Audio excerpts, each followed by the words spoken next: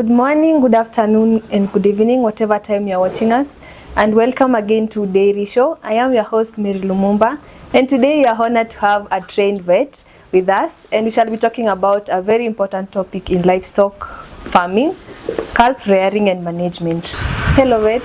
Hello, Mary. How are you doing today? I'm doing good. What about you, Mary? I'm doing okay, thank you. Thank you. So, can you introduce yourself to our viewers? I'm Cairo, a vet practicing in Nyandarua County, Kinangop district. Okay, Yes. So today we are going to talk about calf rearing and management. Okay. So can you tell our viewers what is calf rearing? Okay, thank you, Mary. Yes. Calf rearing ni ile that's a practice kutoka ile ndama amezaliwa kukua, kupewa maji, chakula, ile penye amewekwa, that's the structure mpaka ile time anafika kupewa ndume. So kuna ile wakati amezaliwa, wakati amezaliwa, ile siku amezaliwa, kuna ile wakati wa kwanza, the first 6 hours inakuanga muhimu sana kwa hiyo ndama amezaliwa. Sababu moja ni kwamba hiyo maziwa wakati amezaliwa, hiyo colostrum the first 6 hours inakuanga muhimu sana kwake, sababu ndio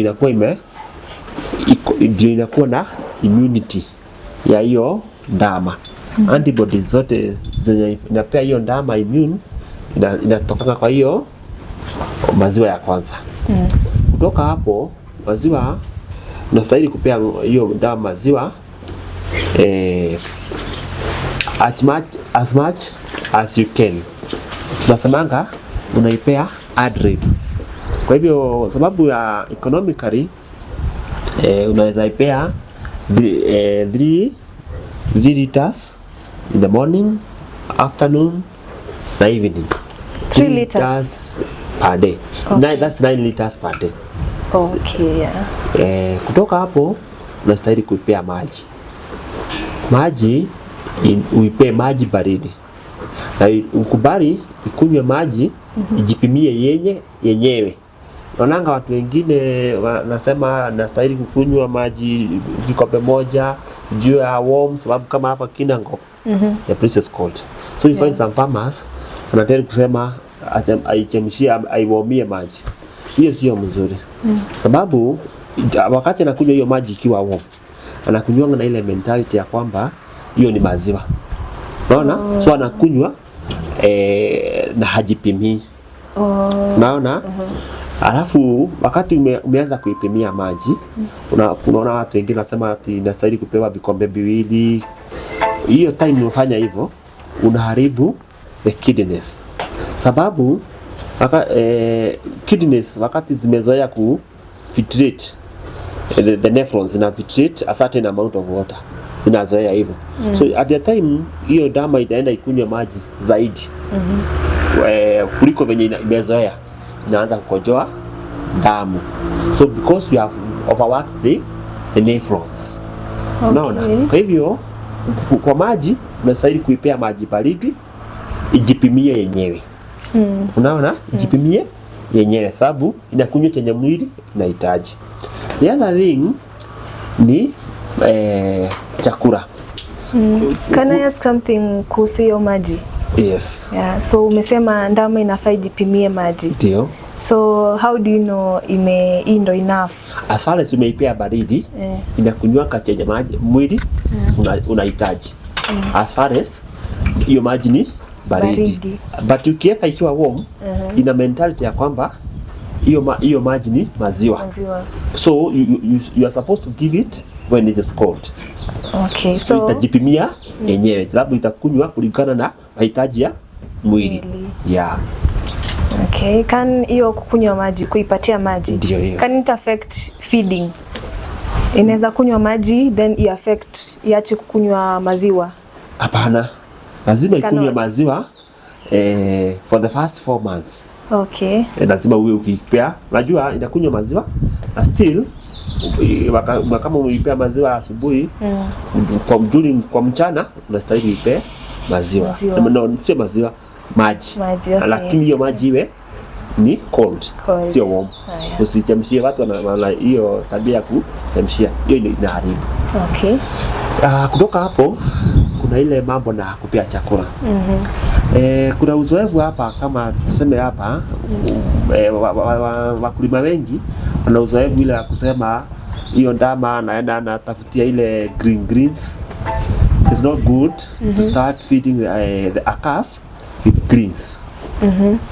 Ile kitu mzuri ni dry matter.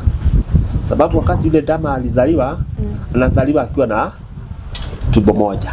Ng'ombe anakuanga na tumbo nne, tuseme tumbo nne kwa lugha ya kawaida. Okay. Wakati anazaliwa, hiyo ndama akizaliwa anakuanga na only one stock of one digestive system. Okay. Hiyo zingine huwa inazidevelop pole. So kwa hivyo usaidi kupea majani kama hajafikisha miezi 2. Mambo hiyo the microorganisms that are used in digestive hawaja develop. They will develop slowly, time by time. Okay. Ndio kuifanya, kwa hivyo ndio ikifika miezi 2 unaweza anza kupea ile dry kama hay, silage kidogo, inaanza kujiintroduce na hiyo kitu. Okay. Unaona, lakini sio ile greens. Sasa hiyo greens watu wana introduce naye, wanafanyanga hiyo tumbo ianze kufura. Sio kufura. Ile nasemanga inakuwa kubwa. Kitambi. Kitambi kubwa. Okay. So unastahili kuintroduce na dry matter. Okay. Kutoka hapo ndio alafu unaweza introduce kitu kama talk of yeast ina the normal yeast. Kuna ile yeast metabolites. Okay. Ambao zinasaidia kufanya ile hizo digestive system kudevelop haraka. Okay. Kwa hivyo hata akikula the food metabolism will be complete. Yeah, lakini ukipea kabla hizo digestive system yake haija develop mzuri, itaanza kuwa na shida ya kudigest chakula. So inapata inaanza kuhara, lakini ile yeast inafanya ile microorganism ya digestion ina develop haraka. So yeast anapewa aje? As a supplement or as a supplement. Injection? As a supplement.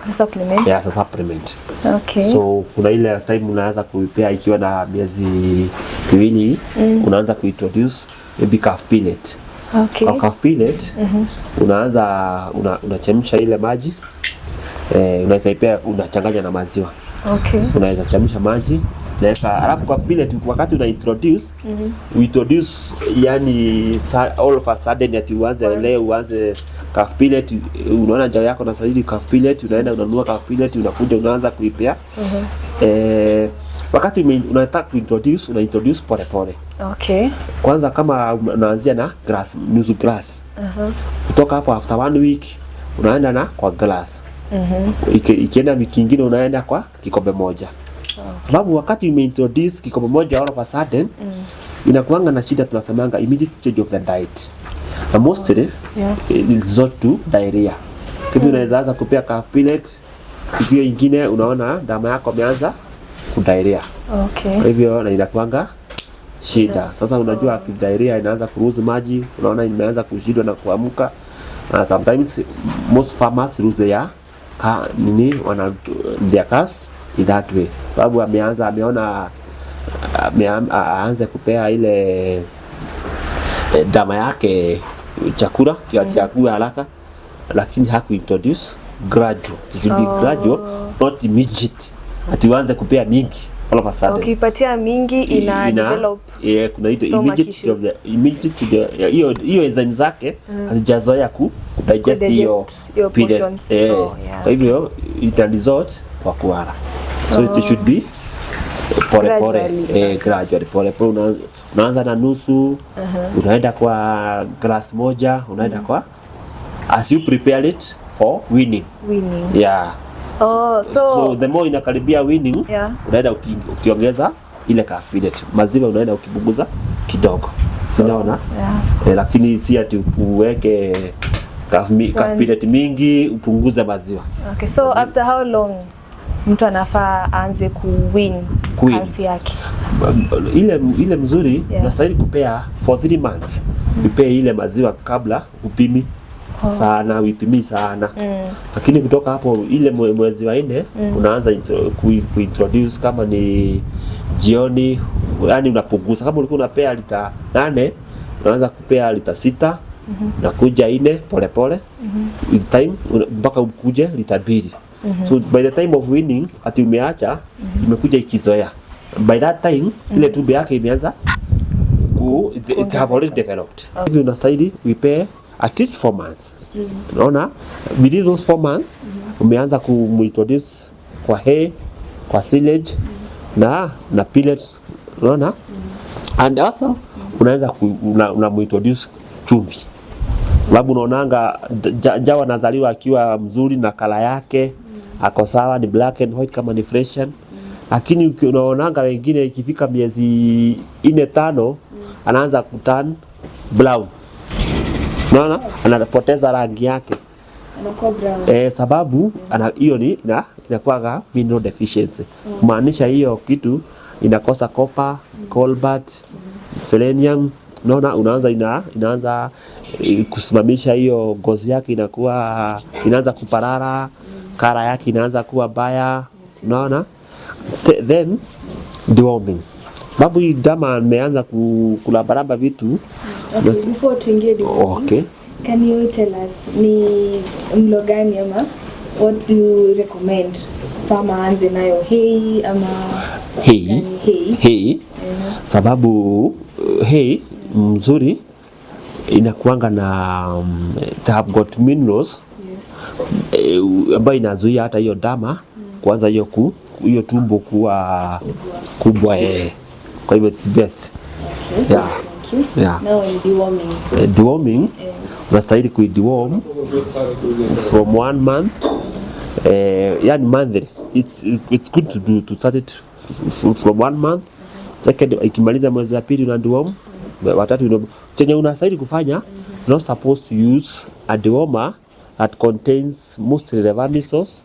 Sababu hiyo levamisose inafanya hare. Wakati anahara kuna kitu tunaitanga kwa deworming, kuna dawa zinakuanga then we talk of static and sidle. Static ile inatoa minyo kutoa, na ile sidle ni ile ya kuua. Okay. Unaona, kama hiyo levamisose ni static. Hivi wakati umeipea ikianza kuhara, unafanya ile microorganisms za digestion zitoke ama zipungue. Hivi unainterfere na the digestive system. So you recommend utumie dawa ambayo haihalishi. Kuna albendazole, kuna ticobendazole, and there are so many. Okay, so imaanisha eti kama umepeana deworming, then ng'ombe yako inahara, imaanisha eti hiyo ni minyoo inatoka. Unajua there are different modes of action venye dawa inafanya kazi. Kwa hivyo kuna ile ya kutoa na ile ya tunasemanga static and sidle. So ya kutoa iko better than hiyo ya kuua. They are all good. Lakini kuna ligana unapea nini. Kwa hii tunaongelesha juu ya ndama, hastahili kupewa hiyo ya kuharisha. In the first 4 months. Sio recommendable.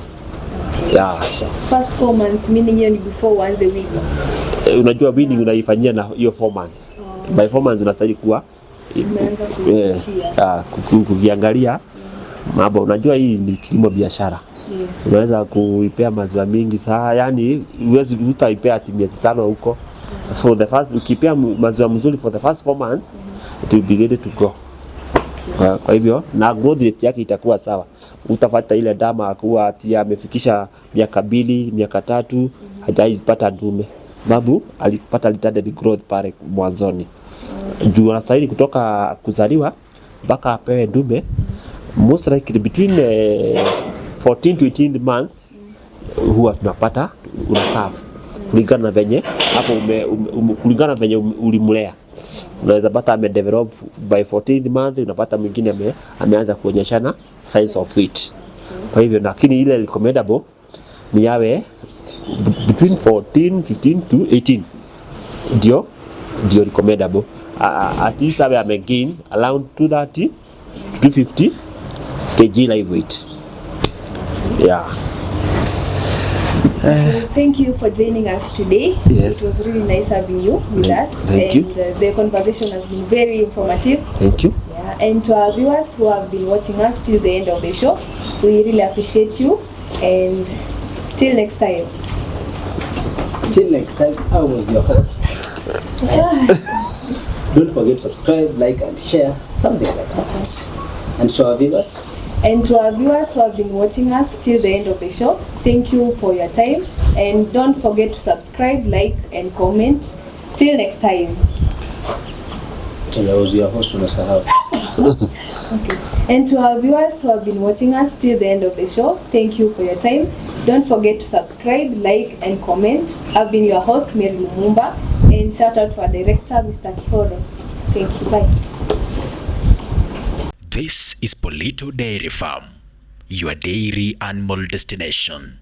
Keep watching.